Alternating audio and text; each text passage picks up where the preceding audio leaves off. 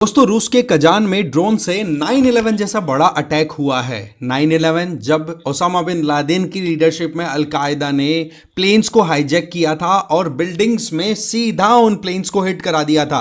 Exactly वैसा ही अभी नज़ारा रशिया से भी देखने को मिल रहा है। आप देखेंगे कि कजान सिटी में बहुत सी हाई राइज बिल्डिंग्स, बताया जा रहा है टोटल 8 ऐसे इंसिडेंट देखे गए हैं जहां पर आप देख सकते हैं कि कैसे ये हाई राइज बिल्डिंग के अंदर सीधे ड्रोन्स को टकराया गया है और उसकी वजह से वहां पर ब्लास्ट हुआ है। सबसे इंपॉर्टेंट बात यह है कि ये रेजिडेंशियल बिल्डिंग्स है जहां पर लोग ऑलरेडी रह रहे थे।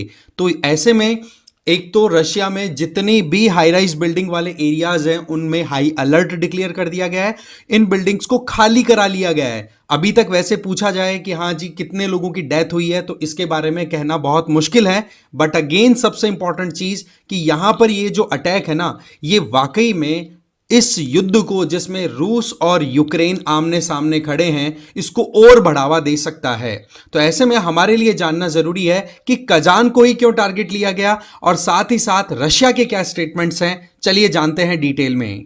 नमस्कार दोस्तों, पीडब्ल्यू ज्ञान कोश पर आपका बहुत बहुत स्वागत है। जैसा कि मैंने आपको वीडियो फुटेज में बताया कि किस तरीके से ड्रोन से अटैक किया गया है रशिया की कजान सिटी में। ये आप यहां पर नोटिस करेंगे, ये है कजान जो कि मॉस्को के ईस्ट में लोकेटेड है। अब ऐसे में यहां पर हाई राइज बिल्डिंग्स में जो अटैक हुआ है वो देखो सिग्नल करता है कि क्या ये कोई टेररिस्ट अटैक था या यूक्रेन ने कराया है। तो रशिया की तरफ से तो साफ साफ ये कहा गया है कि ये अटैक यूक्रेन ने कराया है। वैसे ये लड़ाई इतने बुरे फेज में घुस चुकी है कि जहां पर रेजिडेंशियल एरियाज को भी नहीं बख्शा गया है। खैर शुरुआत तो रशिया ने इसके बारे में पहले ही कर दी थी। रशिया ने बहुत से अटैक ऑलरेडी यूक्रेन के रेजिडेंशियल रीजन्स में किया है। बट यहां पर यूक्रेन ने जो कुछ किया है ना, ये एक नया मोड़ दे देगा इस लड़ाई को, इसमें कोई डाउट वाली चीज नहीं है। और वैसे देखा जाए तो ऐसा इंसिडेंट रशिया में पहली बार देखा गया है, क्योंकि 9/11 अटैक जो हुआ था 11 सितंबर 2001 को, तो उस टाइम पर तो आतंकवादियों का पूरा सा एक टारगेट था कि अमेरिका को सबक सिखाना है। अमेरिका जो है वो हमारे इंटरेस्ट के खिलाफ चल रहा है। अमेरिका दुनिया भर के अंदर अपनी तानाशाही फैला रहा है, तो हम उसको कैसे एक्सेप्ट करें, हमें हमारे हिसाब से सिस्टम को रन कराना है। तो अमेरिका में तो वहां पर 8 के लगभग प्लेन्स को हाईजैक किया गया था, है ना। फिर उसके बाद में हाई राइज जो वर्ल्ड ट्रेड सेंटर वाली जो बिल्डिंग्स थी वहां पर उनको कोलाइड कराया गया था। आपको मैं एग्जैक्टली फुटेज दिखाऊं, ये इस तरीके से प्लेन्स को सीधा हिट कराया गया था।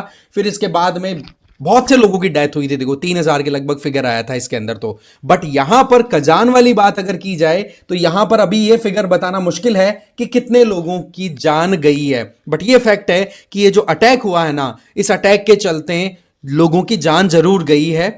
सर्वे होना बाकी है।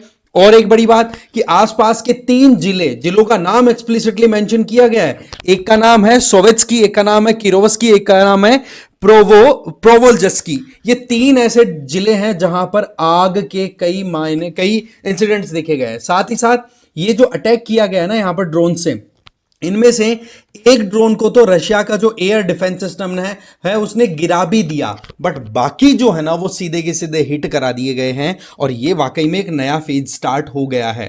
अब सवाल यह आता है कि कजान अभी रिसेंट टाइम में क्यों न्यूज में था। तो देखो ब्रिक्स की मीटिंग हुई थी, 16th मीटिंग, ठीक है, जिसमें ब्रिक्स के जो 5 मेंबर हैं, Brazil, Russia, India, China, south Africa, उसके अलावा 4 जो नए मेंबर एंटर हुए हैं ना, वो भी पहली बार इस मीटिंग को अटेंड करने के लिए पहुंचे थे। उनके नाम अगर मैं बताऊं तो एक तो था यूएई, दूसरा आपका गया था ईरान, तीसरा यहां पर इजिप्ट की रिप्रेजेंटेशन हुई थी, और चौथा आपके यहां पर इथियोपिया के रिप्रेजेंटेटिव प्रेजेंट थे।